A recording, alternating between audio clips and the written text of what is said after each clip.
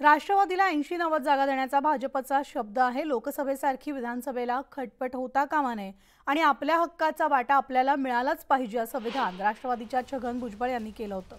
मात्र छगन भुजबळ यांच्या या विधानानंतर भाजपमध्ये नाराजीचा सूर उमटला। छगन भुजबळ यांना आवरा, वयाचा आदर करतो पण उठसूट काही बोलेलं सहन करणार नाही असा इशारा भाजपच्या निलेश राणे यांनी दिलाय।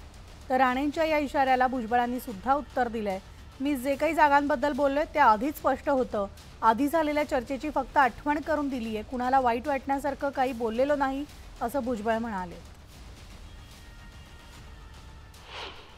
बांधव आहेत किंवा महायुतीतले आमचे मित्र आहेत, त्यांना सुद्धा वाईट वाटण्याचं काही कारण नाही।